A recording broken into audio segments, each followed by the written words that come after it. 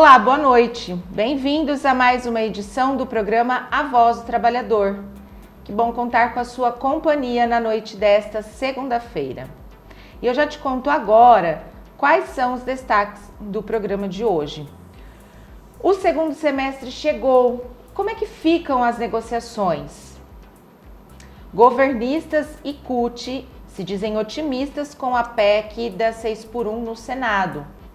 Lucro do FGTS distribuído aos trabalhadores será definido neste mês. E quem me acompanha no programa de hoje é o presidente do Sindicato da Alimentação de Catanduva, Marcelo Araújo. Marcelo, boa noite, bem-vindo. Boa noite a todos e todas. Vamos iniciar mais uma semana que muitas pessoas estão tristes devido à ausência da nossa seleção ou eliminação da nossa seleção brasileira na Copa do Mundo. Como nós somos um país respeitado do futebol, infelizmente, dessa vez não deu por vários fatores que eu não quero comentar aqui. Mas vida que segue, né, gente? Vida que segue, como nós não paramos, a nossa vida continua. É isso aí. Hoje é segunda-feira, 6 de julho já de 2026 e o programa A Voz do Trabalhador já está no ar. Vamos falar de oportunidade? Você tem aí roupas antigas na sua casa que você já não usa?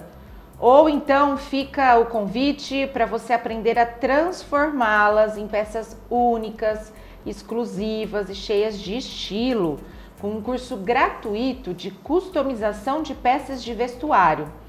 Nessa capacitação, você vai dominar técnicas como a aplicação de pedrarias, costura criativa, acabamentos modernos e reaproveitamento de materiais. O curso aborda processos de transformação e valorização estética de peças, utilizando diferentes materiais, acabamentos e recursos decorativos.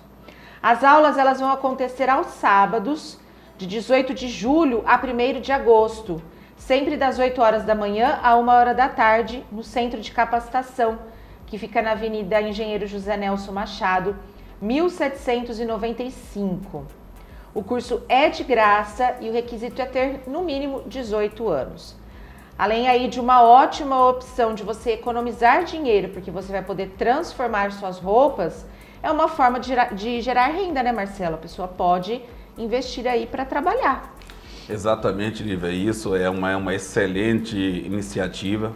Hoje, investir em qualificação é melhor das formas para melhorar aí a oportunidade de trabalho e também gerar renda extra para até você que está precisando de um dinheirinho extra.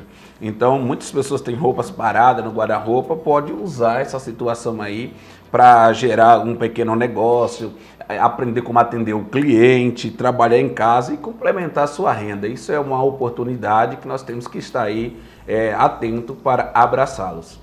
É isso mesmo, você pode trabalhar em casa, pode complementar a renda ou ser a única renda, quem sabe, né? Mudar e virar a chave da sua vida. Essa é uma oportunidade importante e o melhor que é de graça. Então, se você tem 18 anos, quer começar no mercado de trabalho ou tem mais, eu quero fazer alguma coisa diferente, tem esse curso aqui de graça, de customização de peças de vestuário. Quando a gente fala em emprego, renda, tem um assunto que chama muita atenção e não é uma notícia muito boa não, porque as empresas de Catanduva demitiram mais do que contrataram nos primeiros 5 meses do ano. O resultado disso é que a cidade fechou 893 postos de trabalho de janeiro a maio. Somente neste último foram 286 vagas a menos. Os números referentes aos primeiros 5 meses deste ano foram divulgados pelo Ministério do Trabalho e Emprego. Em 2026, com base nos dados atualizados, o município teve um saldo negativo na geração de empregos em janeiro, com 79 vagas fechadas, e leve recuperação em fevereiro, com 370 postos abertos. Em março, veio a queda drástica, com 1.006 empregos com carteira assinada a menos. No mês de abril, uma tímida alta, com 108 vagas abertas, e em maio, novamente um saldo negativo, de 286 vagas. De janeiro a maio, segundo dados do Cadastro Geral de Empregados e Desempregados, o CAGED, Catanduva contabiliza 9.192 admissões e 10.085 desligamentos. Em queda, o estoque de trabalhadores com registro em atuação no mercado é de 40.315.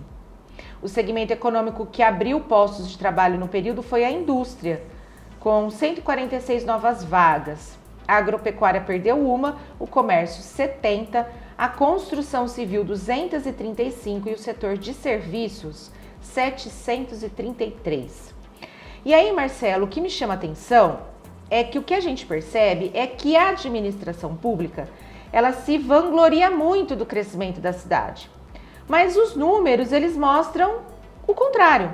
E quando a gente passa pelas ruas de Catanduva, seja no centro, seja nos bairros, nós vemos muitos pontos comerciais abandonados. Abandonados que eu digo assim, fechados, com placas de aluga-se, vende-se, né? Muitas empresas abrem as portas na expectativa do sucesso, mas não conseguem se manter aí por 6 meses, no máximo. Enquanto isso, cidades menores, e um exemplo disso, por exemplo, Novo Horizonte, que tem um crescimento grande, né? Cresce rápido. Então, na sua opinião, a que se deve tanto retrocesso na economia da cidade? Lívia, nós primeiro temos que analisar todos esses números que o CAGED nos apresenta. E isso é um sinal de alerta que não pode ser ignorado por nós. Temos que ter uma alta avaliação para a gente entender qual o cenário que está acontecendo. Quando uma cidade fecha 893 postos de trabalho em apenas 5 meses, significa que centenas de famílias perderam a sua principal fonte de renda. Isso vai impactar no comércio, reduzir o consumo, enfraquece toda a economia local. O importante é que reconhecer que a geração de emprego depende de diversos fatores, como cenário econômico nacional, taxa de juros, investimento privado e as políticas públicas municipais. No entanto, o poder público também tem o dever de criar um ambiente favorável para que o empreendedor invista e gere emprego. O que nós vemos em Catanduva preocupa muito. Enquanto o discurso de crescimento é de crescimento, a realidade se apresenta pelos números que mostram o quê? Uma retração do mercado de trabalho. Então isso a gente precisa fazer alta avaliação para entender o que está acontecendo. Qual crescimento é esse? É real? Os números não mostram isso. Exatamente, parece que as pessoas não param para analisar isso, né? Quando eu digo as pessoas, eu digo a administração mesmo, que precisa ter políticas públicas e precisa melhorar isso. O que a gente vê é uma cidade muito abandonada, com mato muito alto por toda a cidade, as ruas intransitáveis cheias de buraco. E agora tem essa questão da merenda pública, né? A merenda, os servidores das escolas municipais não vão poder mais merendar nas escolas. Gente, o que é um prato de comida? Ah, porque é uma questão de economia, mas não dá para entender certos tipos de atitudes, né? Não dá para entender e aceitar ver a cidade do jeito que tá, que parece que tá tudo abandonado, tudo sujo, tudo largado. Olívia, além disso, basta você caminhar pela cidade, como você mesmo já disse, encontrar os imóveis aqui comerciais fechados, ruas com buracos, mato alto, uma sensação de abandono em diversos bairros da cidade. Isso acaba afastando os investimentos e prejudicando quem produz e gera riqueza, que são as empresas. Outro ponto preocupante é que o setor de serviço é responsável por grande parte de empregos do município. Foi o que mais perdeu vaga. Isso mostra que a economia local precisa de uma atenção urgente. Como representante dos trabalhadores, defendemos que a cidade tenha um plano efetivo de desenvolvimento econômico, incentivo às empresas, qualificação profissional, apoio ao comércio e fortalecimento da indústria, que foi o único setor que apresenta um saldo positivo. Catanduva ela tem um potencial, mas precisa ser transformado esse potencial em oportunidades concretas à população. Também causa preocupação a notícia do corte da merenda que você acabou trazendo aqui para nós. É destinada aos servidores públicos municipais. Em um momento de tantas famílias aí enfrentam dificuldades econômicas, medidas que reproduzem benefícios aos trabalhadores deveria ser ampliamente aumentada, não diminuída. Se precisa fazer qualquer situação, vamos fazer um debate antes de cortar, vamos conversar, vamos dialogar para ver se esse cenário poderia ser o mais favorável ter esse corte. Que eu vejo que isso não foi debatido mesmo com os servidores, com os sindicatos representativos. Então, nós temos que ampliar direito, não reduzir direito aos trabalhadores e às trabalhadoras. O trabalhador não vive em discurso. O trabalhador vive em emprego, salário digno e qualidade de vida em uma cidade organizada. É por isso que a população espera que os gestores públicos tenham um resultado concreto, não apenas promessa, mas sim faça acontecer o planejamento que foi lá, o programa de governo, coloque na realidade. Não trabalhar com achismo. E mesmo porque essa questão da educação, tem muita coisa que o próprio professor, diretor, enfim, coloca do próprio bolso para conseguir dar uma aula diferente, né? Para dar uma lembrancinha para os alunos. Então, acho que nada mais do que qual é a valorização que esses profissionais estão tendo? Eles que se matam ali na jornada, porque a gente sabe que trabalhar dentro de sala de aula não é fácil, né? A educação hoje está muito difícil, às vezes tem que pôr dinheiro do próprio bolso para fazer uma coisa diferente e não tem valorização. Olívia, um ponto que me chama a atenção aqui da merenda, quando diz que os servidores públicos não tenham, aí fica uma reflexão para a gente fazer. Será que essa proibição dos professores, servidores públicos que comam essa merenda é para não saber a qualidade que está comendo? Então, não sei. Porque quando também. um professor ele se nega a tomar uma merenda, alguma coisa está errada. A merenda não está boa, está alguma coisa diferente. E o termômetro maior é o professor. Aí, quando tanto os alunos, se os alunos chegarem em casa e reclamar para o pai e a mãe, às vezes não, é a criança, é nojento, é isso. Mas quando vê um professor fazer uma crítica sobre a merenda, aí já muda. E sem contar que o adulto é um exemplo, né? A criança vê o adulto comendo ali, ela vai seguir aquele exemplo de comer as coisas de forma saudável. Enfim, são várias questões que ficam no ar aí, né? E vamos aguardar para ver o que vai ser feito com relação a isso. Bom, agora vamos falar sobre a tarifa dos Estados Unidos, porque o Brasil encaminhou uma resposta aos Estados Unidos sobre investigação feita pelo governo Donald Trump, que acusa o governo brasileiro de adotar práticas que oneram ou restringem o comércio com os norte-americanos. A reação brasileira tenta evitar que os Estados Unidos coloquem em prática a proposta de tarifas adicionais de 25% sobre produtos brasileiros, em resposta às supostas práticas de comércio desleal descritas pelo Escritório de Comércio. No documento assinado pelo chanceler Mauro Vieira, o Brasil afirma que as críticas do governo americano ao PIX e as decisões do Supremo Tribunal Federal não têm relação com o comércio, mas com divergências políticas internas. Na visão do governo brasileiro, se o ritmo e a condução de processos de combate à corrupção, a confidencialidade de ordens judiciais emitidas em conformidade com o direito interno, ou a estrutura de um sistema de pagamentos digitais fossem suficientes por si só para justificar uma ação com base na seção 301, a lei deixaria de ter um limite claro sobre o que pode ou não ser usado para aplicar sanções.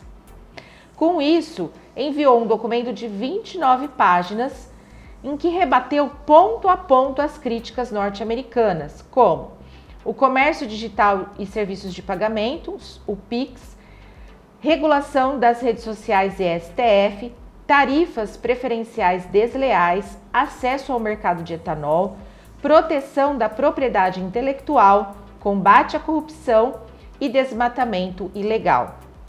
Então a gente sabe que existe muito mais um viés político do que econômico envolvendo essa questão. Mas como é que você entende, Marcelo, que isso pode acabar? Como é que isso pode ser resolvido? Olívia, essa discussão, sem dúvida, tem elementos aí econômico, mas político, tá? Mas também uma forte componente aqui político e diplomático está acontecendo. Quando o tema é o PIX, decisões do Supremo Tribunal Federal e regulamentação das redes sociais entra em uma investigação comercial. Fica evidente que a negociação vai além de simples compras e vendas de produtos. O que interessa ao trabalhador brasileiro é que essa disputa seja resolvida por meio de diálogo. Uma tarifa adicional de 25% sobre os produtos brasileiros pode reduzir a competitividade das nossas exportações, das empresas, afetando setores importantes como o setor do suco de laranja, açúcar, café, carne e outros produtos. Se a exportação diminui, quem pode sentir o impacto são as empresas, os empregados e a renda dos trabalhadores também diminui. Porque pode haver demissões, pode ter alguns cenários aí complicadores que nós não queremos. O Brasil tem o direito de defender a sua soberania e explicar a sua política interna, enquanto os Estados Unidos também defende o seu interesse comercial. O caminho mais inteligente, Lívia, que nós precisamos aqui deixar bem claro, é uma negociação diplomática. Deixar a política fora e ver os interesses reais dos dois países, tá? Porque nós não podemos aqui fazer de conta que não está acontecendo algo. Nós sabemos que pessoas aí estão querendo que tenha sanções ao Supremo Tribunal Federal. Isso não é uma democracia, isso não é soberania, isso é a retração que está acontecendo. Na nossa visão como sindicalista, essa disputa comercial nunca pode ser resolvida às custas dos trabalhadores. Quem produz a riqueza é o trabalhador. Ele não pode pagar a conta de conflito político ou econômico internacional. Esperamos que prevaleça o bom senso. Brasil e Estados Unidos são parceiros comerciais importantes. A negociação, uma solução é negociar, tá? E negociar para que todos os consumidores, tanto do Brasil, tanto dos Estados Unidos, possam sair sem nenhum prejuízo. Porque quem vai sofrer todas as consequências é quem? Os empresários e os trabalhadores. Então nós não queremos isso. E por isso que nós clamamos aí que ambos os lados aí possa ter convicção do que está fazendo. Deixa a política para fora, mas sim ver a realidade. Agora a gente vai fazer uma breve pausa e já volta. Há quase 4 décadas, o Sindicato da Alimentação de Catanduva e região está na linha de frente da luta pelos direitos dos trabalhadores. Afinal, direito não se ganha sozinho, se conquista, se defende e se amplia.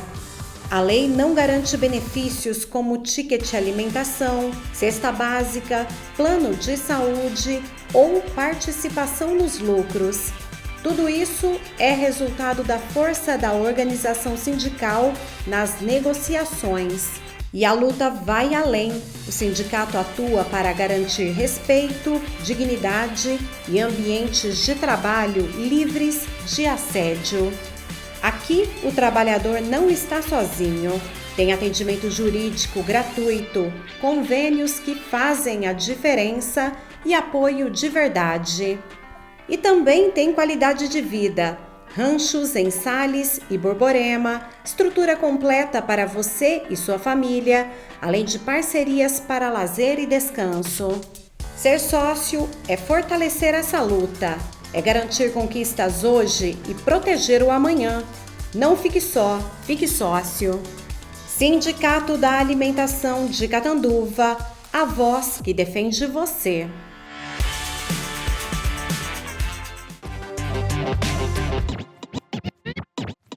O programa Voz do Trabalhador está de volta.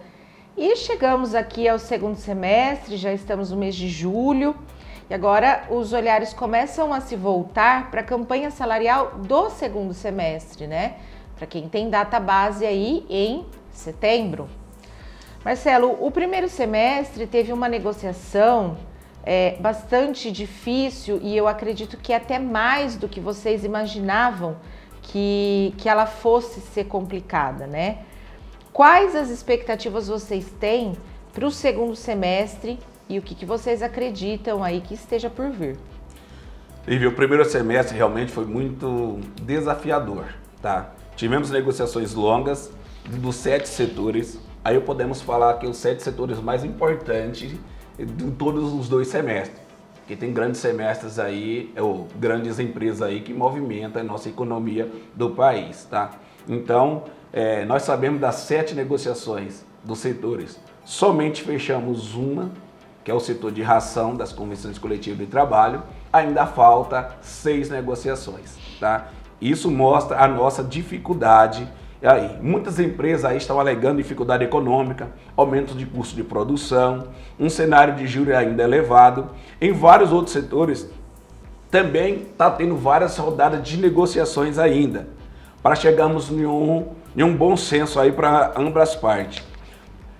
E nós podemos essa semana ter uma grande expectativa de fechamento de mais uma convenção coletiva de trabalho, que é o setor de suco.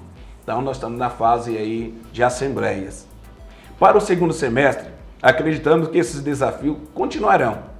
O cenário econômico ainda exige cautela, principalmente na incerteza internacional. Da inflação também, há discussões das tarifas comerciais que nós falamos no bloco anterior. Porém, esperamos que as empresas reconheçam os esforços dos trabalhadores, que continuam produzindo e contribuindo diariamente e diretamente para os resultados da indústria da empresa. A nossa expectativa é buscar um reajuste que, no mínimo, preserve o poder de compra, tendo valorização aí do salário, do piso salarial, melhores benefícios, fortalecimento da saúde e segurança dos trabalhadores, além dos avanços aí com a saúde mental e a qualificação profissional e a qualidade de vida. Isso que nós precisamos aí no segundo semestre. Marcelo, já tem uma previsão de quando vocês devem começar aí reuniões, publicação digital, montagem de pauta para o segundo semestre? Olívia, nós não esperamos chegar à database para começar a negociar. Sabendo que a database nossa é 1º de setembro, a campanha salarial já começa muito antes, tá? Só para informar aos trabalhadores e trabalhadoras, ainda neste mês de julho, iniciaremos reuniões entre os sindicatos filiados à FITIA Interior e à FITIASP, que estava até agendado para o dia 20 de julho, que é uma maneira estratégica que nós estamos criando aí para o setor de laticínio, que é muito forte aqui no estado de São Paulo. Então, vamos dar continuidade nessa tratativa aí, de tentar aí já se organizar para fazer as negociações. Então, por isso que nós já estamos preparando, tá? Porque em seguida, depois do dia 20, nós vamos publicar os editais aí de convocação das assembleias com os trabalhadores, da montagem de pauta e entregar oficialmente as pautas aos sindicatos patronais, tá? Esse trabalho é fundamental para que as negociações sejam conduzidas e organizadas com transparência e respaldo da categoria. Até então, se precisar entrar aí com dissídio coletivo, nós temos que estar preparado e resguardado aí, segundo a lei. Bom, e aí então, como você já adiantou, né, quando a gente fala em convenção coletiva, vamos voltar lá para o primeiro semestre. Quando a gente fala em convenção coletiva, guarda-chuva, existem todas as pendências ainda, exceto ração animal, tudo aberto. Exatamente, Lívia. A campanha do salariado do primeiro semestre ainda não acabou. Por quê? Porque as convenções não foram todas concluídas. Então só se encerra quando todos os 7 setores se faz uma convenção coletiva de trabalho, tá? Nós continuamos ainda a fase de negociação entre as 2 federações, tá? E os sindicatos patronais. Temos, como eu falei, temos expectativa agora, dessa semana, em Catanduva nós já aprovamos a convenção coletiva de trabalho na nossa base aqui na Citrosuco, e nós precisamos se estender isso no estado de São Paulo, que deve sair ainda essa semana aí com a aprovação da convenção coletiva de trabalho, tá? Tá, dos acordos coletivos, Marcelo, da última semana para cá, então, o que foi finalizado além da Citrosuco? Olívia, mas antes de falar dos locais aqui, precisamos trazer a informação aos trabalhadores que a nossa expectativa é concluir que as convenções coletivas de trabalho sejam fechadas quanto antes, para garantir que todos os trabalhadores e trabalhadoras recebam seus direitos de forma retroativa à data base. Como negociador estadual das convenções coletivas de trabalho, já autorizei ao nosso corpo jurídico, tanto da FITIA Interior e a FITIASP, Lívia, que entre com RPP, que é reclamação pré-processual, que é uma ferramenta de solução de conflito. Nós vamos entrar no TRT da 2ª região, no setor de carnes e derivado, que a data base é 1º de abril e tem um descaso maior aí com os trabalhadores, tá? Então o patronal veio trazer uma proposta, Lívia, de 3,77% no salário, um piso de R$ 2.043,01, cesta básica R$ 273,40 e um PLR de R$ 518,85. Então nós recusamos essa proposta, nós não atendemos o anseio dos trabalhadores, então nós vamos entrar com o RPP lá no Tribunal da 2ª Região em São Paulo. É sempre carne e frio, né, que é o mais complicadinho aí. Exatamente, mas nós temos também uma pendência no setor de doces e conserva, tá? Que estava andando muito bem. Na sexta-feira, semana passada, o patronal entrou em contato comigo, fez uma proposta lá, que nós, no final de semana, nós conversamos com vários dirigentes sindicais aí, e nós reprovamos aí a convenção aí, coletiva 2026-2027. Isso quer dizer que está travada as duas convenções do setor de doce, 2025-2026 e 26-2027 está travada aí. Vamos ver o que vamos acontecer no decorrer da semana, porque não dá para aceitar aí a forma que o patronal nos informou. 25, 26 por causa da questão do ticket alimentação, né, da cesta básica. Exatamente. E aí a 26, 27 porque está negociando ainda. E quando você fala dos acordos coletivos de trabalho, então tivemos um avanço importante na negociação por empresas, diversos acordos coletivos já foram aprovados em assembleia e assinados, porém ainda existe algumas empresas ainda que ainda não responderam essa proposta aí compatível com a realidade dos trabalhadores. E outras sequer concluíram a negociação mandando qualquer tipo de proposta. O sindicato ainda continua dialogando com as empresas, deixando bem claro que enquanto estiver diálogo, nós estamos abertos à discussão. Mas quando isso não produzir resultado, nós temos que tomar nossas decisões aí cabíveis aí, se no caso levar até ao dissídio coletivo de trabalho. Tá. Marcelo, tem agenda essa semana? Vamos lá, mesmo com o feriado da Revolução Constitucionalista, que é agora na quinta-feira, a nossa agenda continua intensa. Teremos reuniões internas para avaliação de andamento das negociações, visitas em empresas, atendimento aos trabalhadores e preparação para a campanha salarial de 2026, no caso do segundo semestre. Tá? Também estamos organizando as reuniões com vários setores, com data base 1º de setembro, tá? Como o setor de laticínio, que nós já informamos, mas também nós temos aqui uma agenda. Amanhã, dia 7, temos reunião do setor de frio em São Paulo, às 10 horas. No dia 8, temos a reunião da diretoria da Feitinha Interior em Araraquara. Dia 9, feriado. E dia 10, reunião com diversas empresas, inclusive com a Pulcan e a Chavante, que é data base maio, não fechou ainda. Então, a nossa agenda está sendo extensa com isso. Bom, e aí fiquem atentos que vai sendo divulgado e a gente traz aqui no programa também. Bom, temos as tradicionais dúvidas dos trabalhadores e a gente vai responder agora. Marcelo, empregado afastado pelo INSS, quando volta a trabalhar, tem direito de receber aumento de salário igual aos outros colegas? Sim, o trabalhador afastado pelo INSS não pode ser prejudicado por estar em benefício previdenciário. Quando retorna ao trabalho, tem um direito de reajuste salarial previsto no acordo com a Comissão Coletiva de Trabalho, tá? Que seja as mesmas condições dos trabalhadores. Ele não vai receber retroativo, ele vai receber no dia que ele voltar, ele atualiza o salário dele. Então, ele não pode ser prejudicado com isso. É possível desistir após ter dado aviso prévio ao empregado? Sim, depende da concordância das duas partes, ou melhor, da outra parte.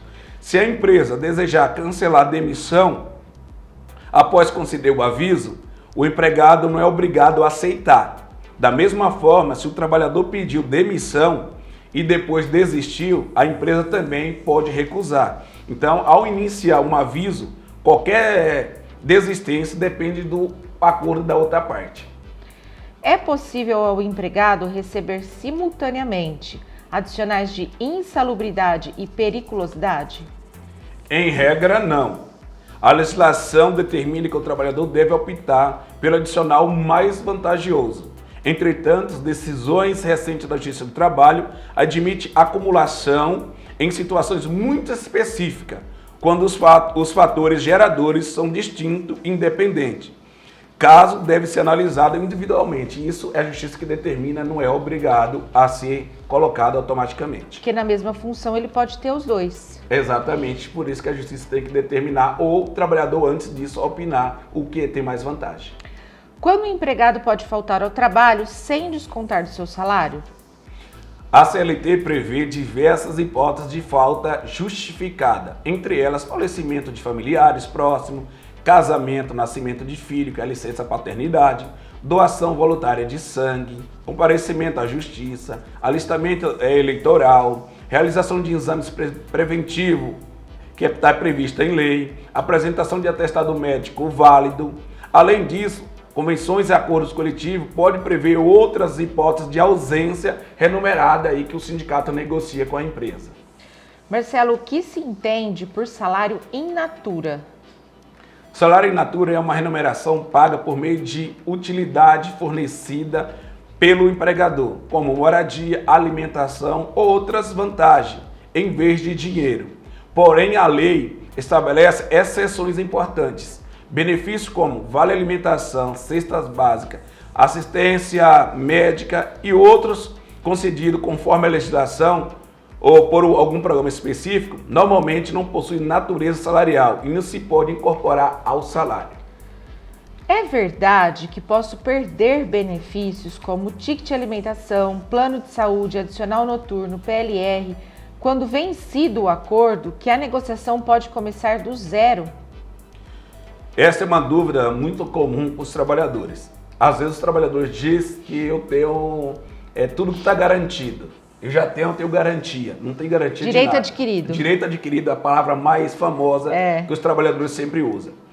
Após a reforma trabalhista de 2017, as cláusulas das convenções coletivas de trabalho e acordo coletivo de trabalho não se incorporam automaticamente ao contrato de trabalho após o vencimento, pois tem lá um artigo lá que diz que não tem ultratividade, quer dizer, o que você tem não está garantido para o próximo ano ou próximo database. Então, por isso que é fundamental que haja uma nova negociação. Na prática, porém, as negociações começam do zero. O ponto de partida sempre é já dos direitos já conquistados. Tá? O sindicato trabalha para manter todas as cláusulas existentes do acordo e avançando aí em novas cláusulas. A retirada de direito não pode ocorrer de forma unilateral pela empresa. Então o sindicato ele tem que pleitear e não deixar isso ocorrer, tirar aí os benefícios que já tem, já foi conquistado. A nossa orientação é bem clara, o trabalhador deve acompanhar as negociações pelo sindicato e nunca acreditar ali venha boatos. O objetivo do movimento sindical é preservar os direitos conquistados e os melhores salários e benefícios, porque o sindicato é o único órgão ou instituição que defende os trabalhadores. Infelizmente, nós sabemos que tem muitos trabalhadores ignorantes, que acham que o sindicato não serve para nada.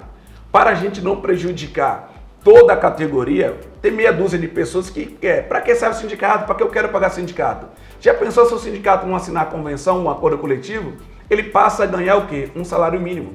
E não tem cesta básica, ticket de alimentação, refeitório, plano de saúde. Olha o prejuízo que o trabalhador vai ter. Mas tem muita gente ainda que tem essa grande ignorância. Eu não sou obrigado. Mas você também não é obrigado a receber o ticket de alimentação. Onde está na lei?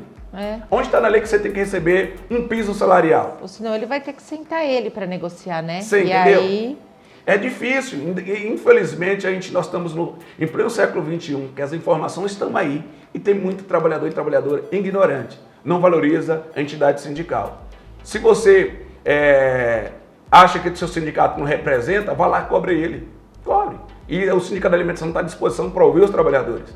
Fazemos assembleia, vamos à porta das empresas, convidamos os trabalhadores a vir até o sindicato para a gente dialogar, conversar. Tá? Então, eu não sei por que isso. E aí, diga de passagem, umas pessoas que mais é ignorante ainda, que não deveria, são o pessoal dos escritórios. Os pessoal que trabalham no horário administrativo, trabalham num cargo já elevado, é os primeiros a dizer, eu não quero pagar sindicato. Tem que colocar a mão na consciência e entender que o sindicato é fundamental para os seus direitos. Você tem dúvida? Entre em contato com a gente, manda sua pergunta aí pelos nossos canais oficiais. Tem o YouTube, tem o WhatsApp, tem as redes sociais, o site. Entre em contato, manda sua pergunta, tá vendo? É anônimo, a gente não fala quem foi que perguntou. E aí você tira a sua dúvida aí de um monte de gente que também deve ter o mesmo questionamento que você. Agora a gente vai fazer uma breve pausa e já volta. Há quase 4 décadas, o Sindicato da Alimentação de Catanduva e região está na linha de frente da luta pelos direitos dos trabalhadores. Afinal, direito não se ganha sozinho, se conquista, se defende e se amplia. A lei não garante benefícios como ticket alimentação, cesta básica, plano de saúde ou participação nos lucros. Tudo isso é resultado da força da organização sindical nas negociações. E a luta vai além. O sindicato atua para garantir respeito, dignidade e ambientes de trabalho livres de assédio. Aqui, o trabalhador não está sozinho. Tem atendimento jurídico gratuito, convênios que fazem a diferença e apoio de verdade. E também tem qualidade de vida, ranchos em Sales e Borborema, estrutura completa para você e sua família, além de parcerias para lazer e descanso. Ser sócio é fortalecer essa luta, é garantir conquistas hoje e proteger o amanhã. Não fique só, fique sócio. Sindicato da Alimentação de Catanduva, a voz que defende você.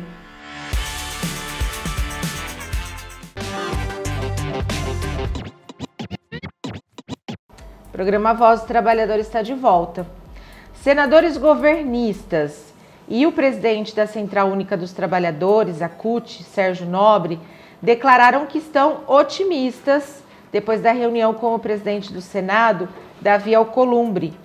Eles discutiram a PEC, que estabelece o fim da escala de trabalho de 6 dias por 1 de descanso e reduz a jornada para 40 horas semanais.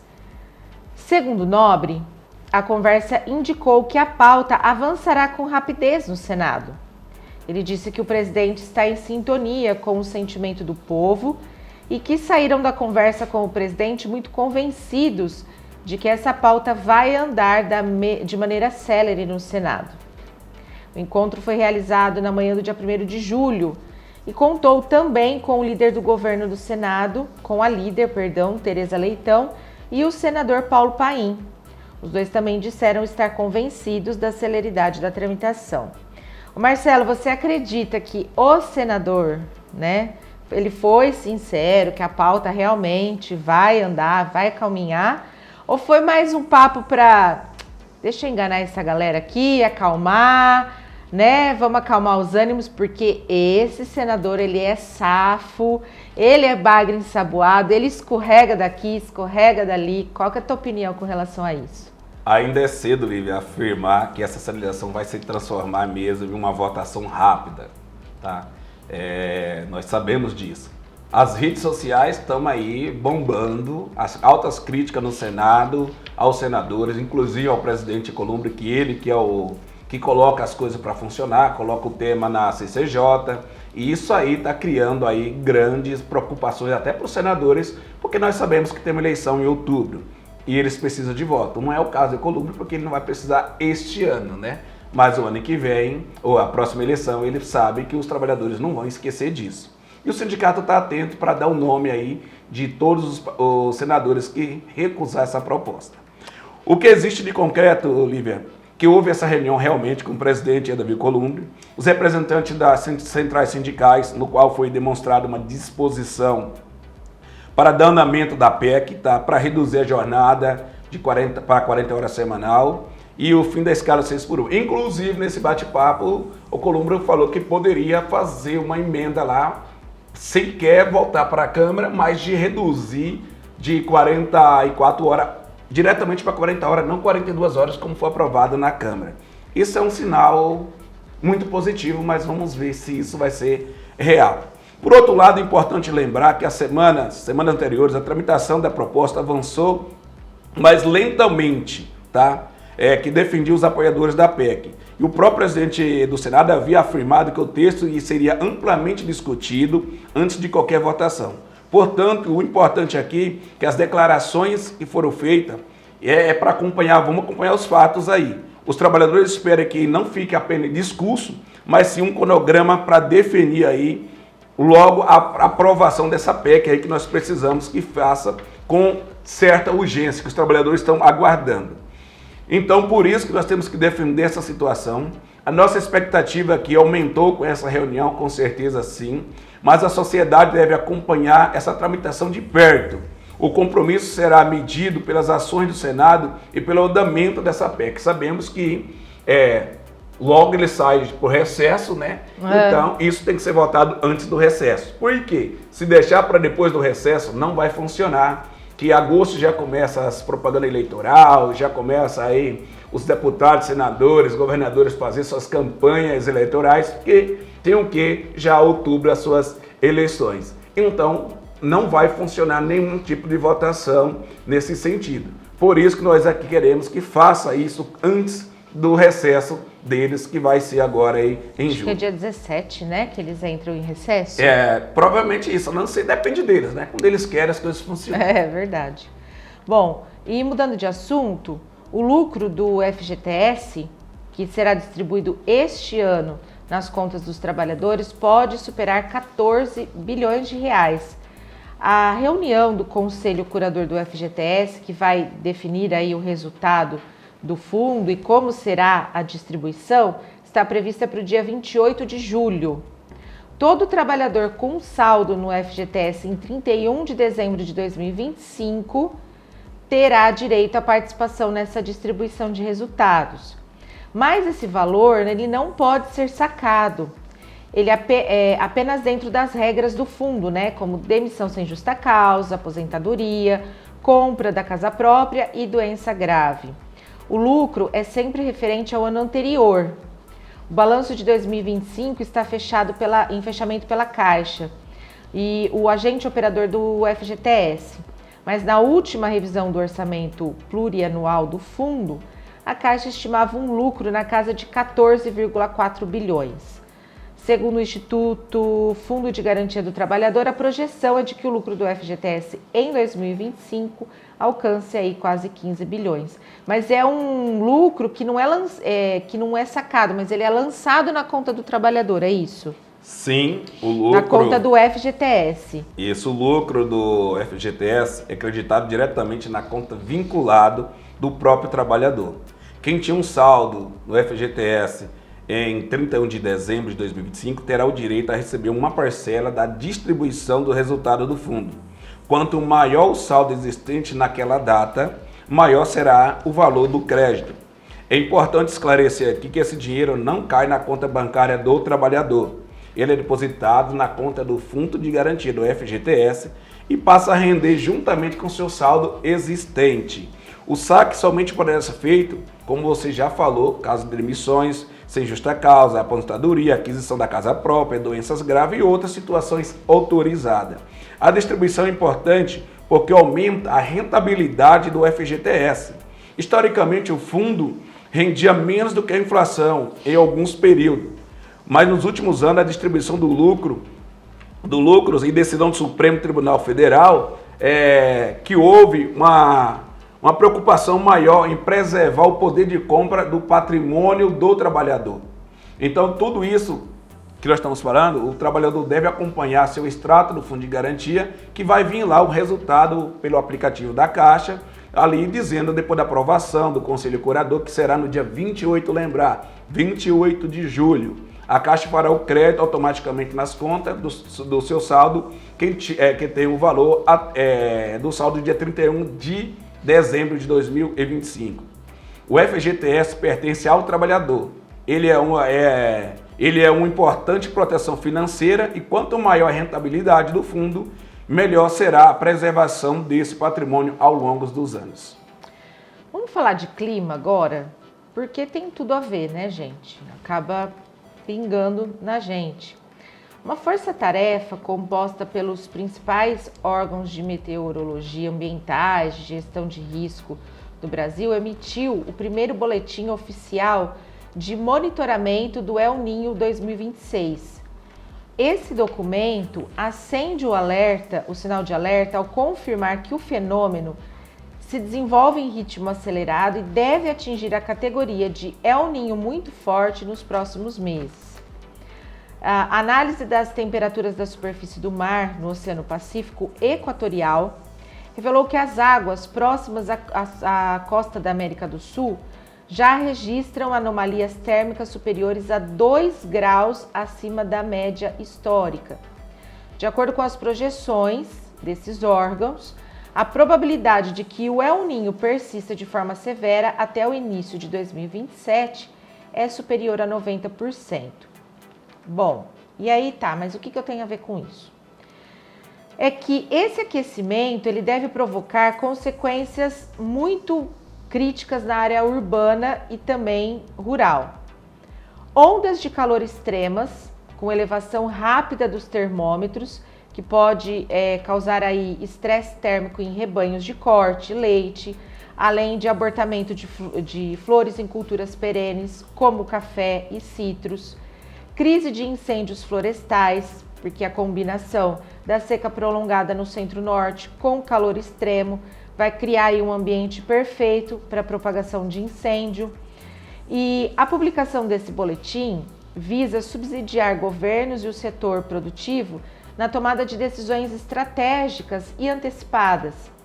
Será realizado um monitoramento de perto dos níveis dos principais rios e bacias, para evitar colapsos no abastecimento e na geração de energia, enquanto vai ser feito o monitoramento de áreas para deslizamentos e inundações, porque no sul está previsto muita chuva.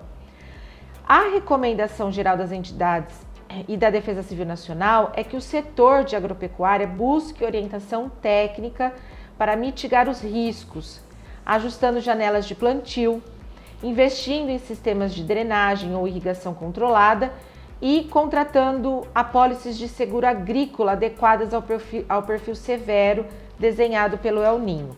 Marcelo, então assim, a gente teve bastante frio até agora. A previsão, pelo que eu vi aqui, julho vai ter baixas temperaturas aqui no nosso interior, mas ao que parece, o pior vai vir ainda, porque a gente vai ter muito calor, muita seca, então, consequentemente, queimadas, né, canaviais, aí, efeitos na agropecuária, na alta dos preços, isso vai mexer geral na economia.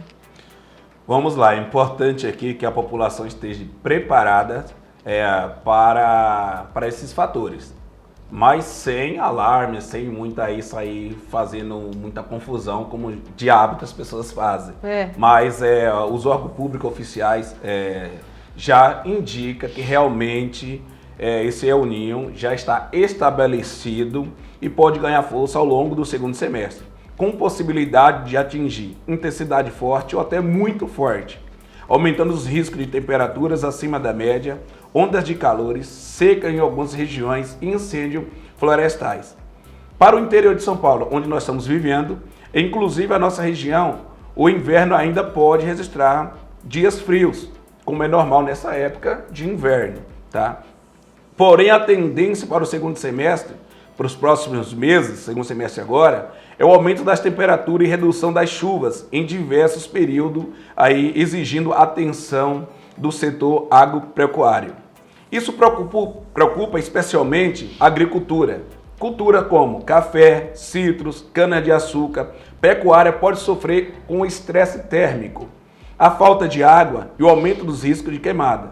Quando a produção é afetada, a consequência costuma ser o aumento do custo, pressão sobre os preços dos alimentos para os consumidores e, com isso, vai aumentar a inflação. Com isso, é fundamental que os produtores rurais, empresas e o poder público se preparem. Se prepare para quê? Se prepare para esses caos que pode acontecer. Então, invista em irrigação, prevenção de acidente, manejo adequado das lavouras e planejamento da produção. Serão essenciais para reduzir esses impactos. Também devemos lembrar os trabalhadores Quem atua na agricultura, na construção civil, na indústria e atividade, Lívia, em céu aberto, que fica mais exposto ao calor extremo, as empresas precisarão reforçar suas medidas de prevenção com hidratação, com pausa para descanso, áreas de sombra e cuidado com a saúde dos trabalhadores e das trabalhadoras, para evitar acidente, doença relacionada com a alta temperatura. O momento é de planejamento, não é de loucura, mas sim de planejar. Não podemos evitar o El Niño, mas podemos reduzir os seus impactos se o governo, se o setor produtivo e a sociedade agirem de forma preventiva. Essa preparação é fundamental para proteger a produção e os empregos, a saúde dos trabalhadores e o abastecimento para a população. Por isso que já estão sendo emitidos esses alertas, esses boletins, né? Para uma preparação mesmo. Marcelo, vamos voltar a falar de NR1, porque o sindicato, né? Você, através do sindicato, oficializou todas as empresas sobre a NR1. Qual foi o objetivo desse ofício? Vamos relembrar o pessoal. O principal objetivo foi verificar com as empresas se está sendo aí feito a exigência da NR1, especialmente com o gerenciamento de risco, tá? E os riscos psicossociais, como estresse, assédio, sobrecarga de trabalho, pressão excessiva e outros fatores que podem comprometer a saúde mental dos trabalhadores. O sindicato tem um dever constitucional de acompanhar as condições de trabalho da categoria. Não queremos aqui substituir o papel de fiscalizador do Ministério do Trabalho, mas exercer uma função de representação dos trabalhadores para prevenção e diálogo, buscando um ambiente de trabalho mais seguro e saudável. Como é que está sendo o retorno das empresas, Marcelo?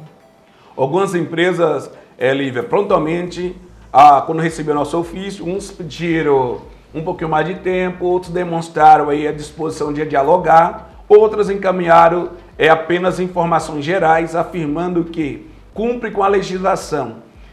Também há empresas que ainda não responderam ao nosso ofício e o sindicato continuará cobrando essas manifestações. O importante é que esse tema entrou definitivamente na pauta das empresas, porque a saúde mental e a gestão de risco deixa de ser apenas uma recomendação e passará a integrar o gerenciamento de risco previsto na NR1.